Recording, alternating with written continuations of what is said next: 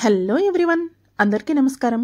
సమ్మర్లో చల్లగా ఏదైనా తినాలనిపించినప్పుడు ఎప్పుడు చేసేలా కాకుండా సగ్గుబియ్యంతో కొత్తగా రసమలై ఒకసారి ట్రై చేయండి. చాలా టేస్టీగా ఉంటుంది. చేసుకోవడం కూడా చాలా తేలిక. చాలా తక్కువ ఇంగ్రీడియంట్స్తో అప్పటికప్పుడు నిమిషాల్లో చేసుకునే ఈ టేస్టీ స్వీట్ రెసిపీ ఎలా చేయాలో చూడబోయే ముందు నాదొక చిన్న రిక్వెస్ట్ అండి. నా వీడియోస్ని రెగ్యులర్గా చూస్తున్నట్లయితే ప్లీజ్ లైక్ చేయండి, షేర్ చేయండి, ఇంకా ఛానల్ని సబ్స్క్రైబ్ చేసుకోవడం అస్సలు మర్చిపోకండి. ఇప్పుడు రెసిపీ ఎలా చేయాలో చూద్దాం. దీనికోసం ఒక అరకప్పు సగ్గుబియ్యం తీసుకోవాలండి. నేను ఇక్కడ లావుగా ఉండే సగ్గుబియ్యం తీసుకున్నాను. వీటిని ఒకసారి బాగా కడుక్కొని సగ్గుబియ్యం పూర్తిగా మునిగే వరకు వాటర్ వేసుకొని 2-3 గంటల పాటు నానబెట్టుకోవాలి. 2-3 గంటల తర్వాత సగ్గుబియ్యం అనేది పూర్తిగా నానిపోయి ఉంటాయి. ఇలా ఒకదాన్ని తీసి చెక్ చేసినట్లయితే అది పూర్తిగా పిండిలాగా అయిపోవాలి. ఇలా సాఫ్ట్గా అయ్యే వరకు నానబెట్టుకోవాలి. ఇలా బాగా నానిన సగ్గుబియ్యంలో ఒక 2 స్పూన్ల చక్కెర వేసుకొని చక్కెర అంతా బాగా కరిగే వరకు ఇలా నలుపుతూ సగ్గుబియ్యాన్ని పిండిలాగా స్మాష్ చేసుకోవాలి.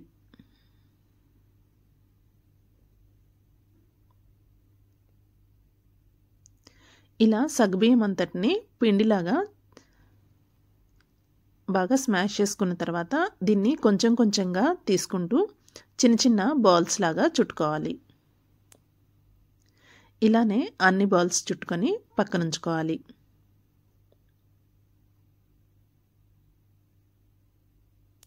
ఇప్పుడు స్టవ్ ఆన్ చేసుకొని ఒక గిన్నె పెట్టుకొని అందులో 3/4 నుంచి లీటర్ వరకు పాలు వేసుకొని వేడి చేసుకోవాలి. పాలు బాగా వేడెక్కి మరగటం స్టార్ట్ అయినప్పుడు మనం ముందుగా రెడీ చేసి పెట్టుకున్న సగ్గుబియ్యం బాల్స్ని ఈ పాలల్లో ఒకటొకటిగా వేసుకోవాలి. ఈ బాల్స్ వేసేటప్పుడు మంట అనేది హై ఫ్లేమ్లో పెట్టుకొని పాలు మరుగుతూ ఉండాలండి. ఇలా మరుగుతూ ఉన్నప్పుడు వీటిని వేసుకొని 1 నిమిషం పాటు కదిలించకుండా ఉంచాలి. ఇలా 1 నిమిషం తర్వాత ఒక్కొక్కటిగా పైకి తేలుతూ ఉంటాయి. అప్పుడు ఒకసారి గరిటెతో బాగా కలుపుకొని 2-3 నిమిషాల పాటు ఉడికించుకుంటే సగ్గుబియ్యం బాల్స్ అనేవి బాగా ఉడికిపోతాయి. ఇలా ఉడికిన తర్వాత అన్నీ పైకి తేలుతూ ఉంటాయి.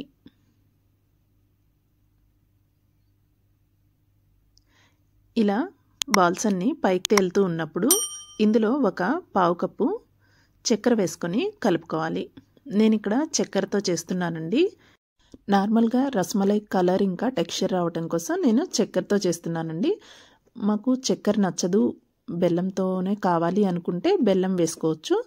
మీ తీపికి తగ్గట్టుగా అడ్జస్ట్ చేసుకొని బెల్లాన్ని వేసుకోండి. ఇలా చక్కెర వేసిన తర్వాత ఒక 2-3 నిమిషాల పాటు ఉడికించుకున్నట్లయితే చక్కెర అంతా పూర్తిగా కరిగిపోతుంది. ఇలా చక్కెర బాగా కరిగిన తర్వాత ఇందులో ఒక 2 స్పూన్ల కస్టర్డ్ పౌడర్ని పాలు లేదా వాటర్లో మిక్స్ చేసుకొని వేసుకోవాలి.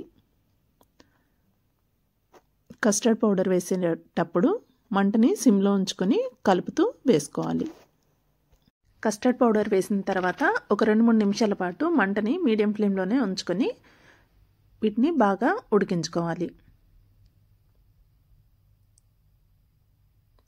ఇలా 2-3 నిమిషాలు ఉడికించిన తర్వాత ఇందులో ఒక 1/2 స్పూన్ ఇలాచీ పౌడర్ వేసుకొని కలుపుకోవాలి.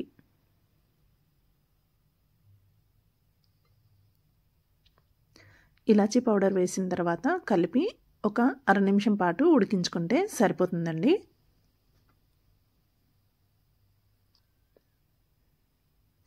ఇప్పుడు స్టవ్ ఆఫ్ చేసుకొని వీటిని పూర్తిగా చల్లారనివ్వాలి.